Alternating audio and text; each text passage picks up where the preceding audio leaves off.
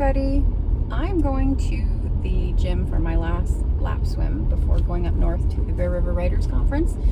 And I'm taking you with me because this is my only time to tell you a little bit about the backstory, excuse me, about how I came to write The Winged Fox in the Murder of Crows series, which I'm launching September 30th. You can get a copy now. It's available for pre-order.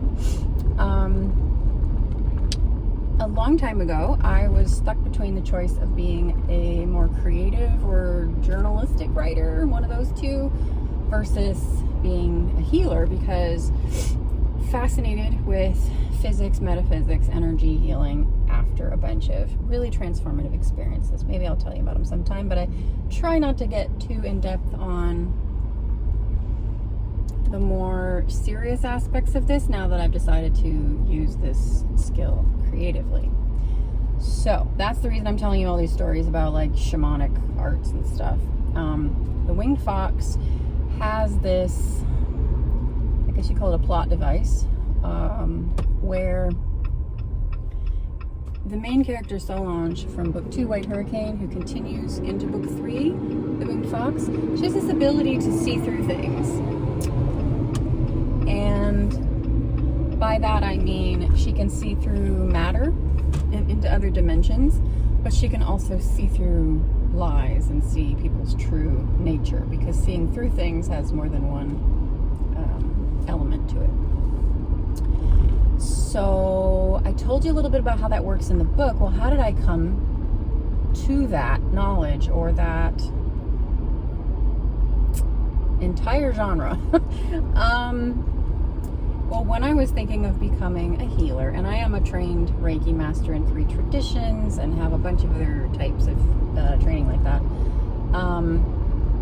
I studied with a couple of shamanic healers, and one of them taught me that when you try to do that, like, I guess if you're not familiar with this, you'd think of it as like X-ray vision kind of a psychic skill.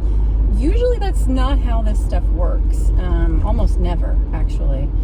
And what fascinated me was that for my entire life I've been having these experiences where I can see sort of a visual impression in my mind of a symbol, and it's not literal, it's not X-ray vision as far as seeing through to the true nature of things, but it is correct as to the symbolic nature of something. And I didn't know at the time that's actually how your intuition works. And that is called direct perception of reality. So instead of, it seems roundabout, right? Very symbolic, but actually it could be looked at the opposite way. If you, for example, I looked at a card, like a oracle card. I think it was one of the Ted Andrews Power Animal Shamanic cards or something. And, well, actually I wasn't supposed to look at the card. I picked the card, I didn't look at it. And I was asked what was on the card, or what I saw, or what my impression was. And I was very insecure about it, because I thought, well, I'm not seeing like an animal. I'm seeing my friend Rebecca from when I was like 9. And then I saw a desert, like sands, like the Sahara Desert. And I got this sort of like prickly sensation. Now that's pretty abstract and indirect and weird, right? But when I turned over the card, it was a spider. And I do think of spiders and my friend Rebecca in the same category. Sorry, Rebecca. I don't mean any insult by it, but she had this very prickly, defensive kind of demeanor, at least when we were kids, where she'd say things like, well, I like to lose, or she'd challenge her mother more than I dared to.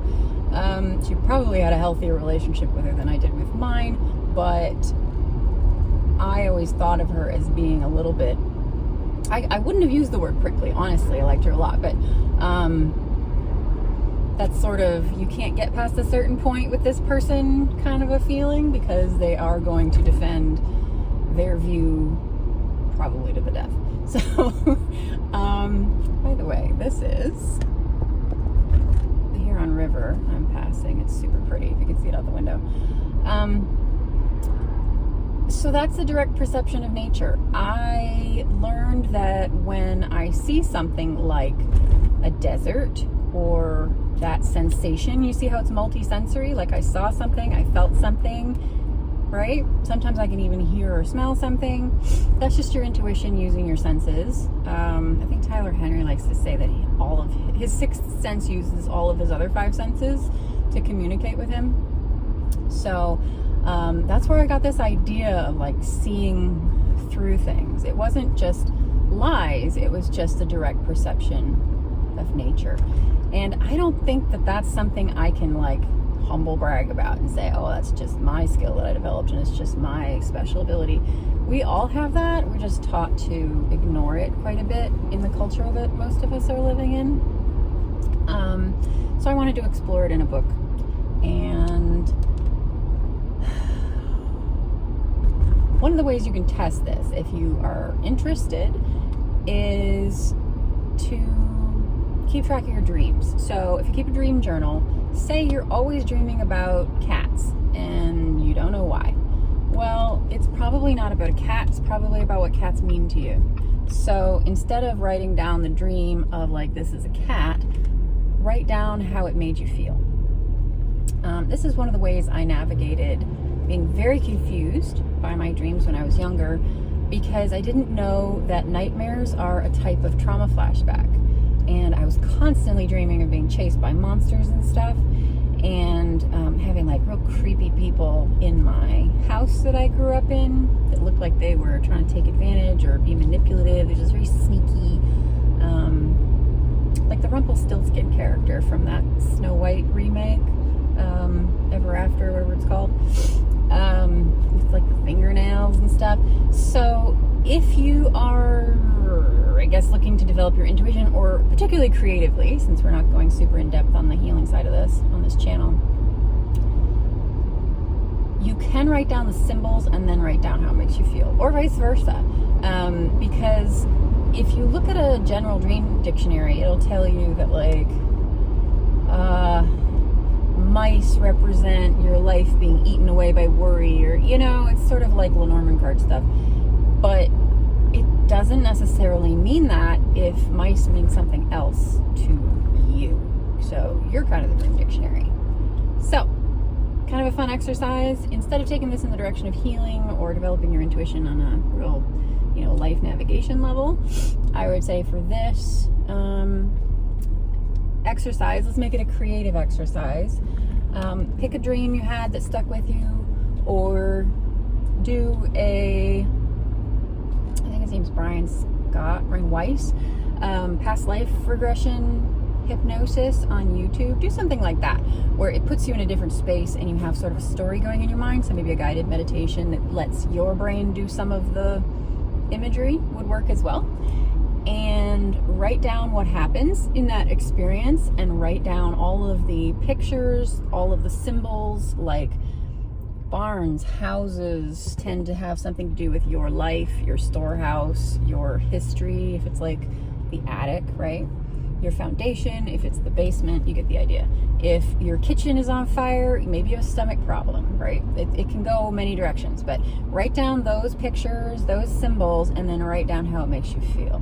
And then over time, you're gonna start to get your own intuitive symbol dictionary.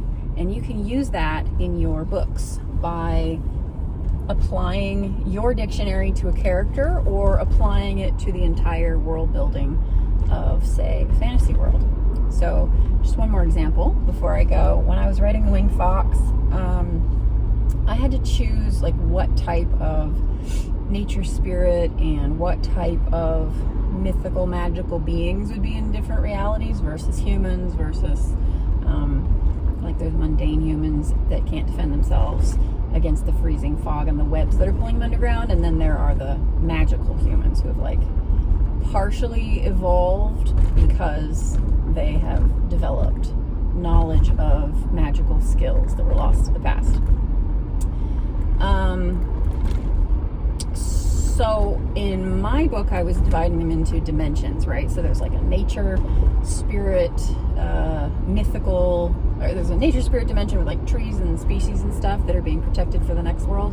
And then there's a mythical nature realm where there's like griffins and dragons and stuff. And then there's many layers of human realms and magical sort of upper world, underworld type stuff. I would recommend, generally speaking, you keep it simpler than I do. I think it's an old habit of just thinking it's not good enough until it gets to a certain complexity in the plot, but it does tend to overwhelm somebody who's just coming fresh to my universe, multiverse. So I'm still working that out for myself. Like, next series, do I want to keep it simpler? But that's how I built it. I basically took different layers of reality from my own experience and my own meditative journeys, and I put it in a book. And since our minds interpret everything or experience everything as story, that translates pretty well in terms of universal symbols. It does not translate very well in terms of personal symbols that wouldn't be relevant to other people. So I think that's why some of my stuff comes across as really scary. I have been through some scary stuff, but like my obsession with tornadoes, it's a little odd. I think it's sort of a dopamine thing, like a thrill-seeking thing maybe, but I had a lot of experiences with real tornadoes or dreaming of tornadoes when I was younger, right before a huge amount of change hit my life, and that was a pretty good symbol for it to kind of like warn me. So I've been a little obsessed with them ever since, because I love the science, I love natural science, and I love the physics of it, and then I also love the magic of weather. So if you've got something like that, maybe if you take us into the experience with you of like why you love that or what your experience is, then the other person, the reader, will have the same experience as you. But I wouldn't count on it. A lot of my books resonate with people on the level of, this is full of hope, or this makes me feel loved, or this makes me feel connection in the world without having to come from someone being emotionally withholding and controlling my access to what I need emotionally, that kind of stuff. Strong theme in my work, because that's just a theme in my life. But how I got there doesn't always translate. And even calling it magic is problematic, because it is, and I'm not going to disrespect a tradition just because people don't understand it. But this is not Disney kind of magic that we're talking about, and this is not old propaganda against, witch hunts against women kind of magic. This is closer to energy work, like traditional Chinese medicine using meridians. Well, meridians may not be easy to map in the body because they don't correspond to a physical body part, like a vein. But they do correspond, apparently, to communication networks through the body, through the nervous system and the connective tissue that we haven't even really mapped. So the reason I love all this stuff is, like I said in a recent video, is you can get to the answers you need for navigating your life or writing a book, being creative, using your intuition, without having to know everything, because the knowledge and the wisdom is kind of coded into the symbols. So I hope that makes some kind of sense. I feel like I'm rambling, but at the same time I'm telling you exactly what you need to know if you're interested in this topic. It's just not super obvious, so I don't mean to talk myself up or anything, but maybe come back to this video if you try this and watch it again, because you'll probably get a different layer of it every time you watch it, like I did. It took me decades to get here, and it was quite roundabout, and I don't even know exactly where I'm going. So if you want to come with, that's where I'm going. These days, like I said, it's a lot more creative, it's a lot more fun, it's a lot more chill.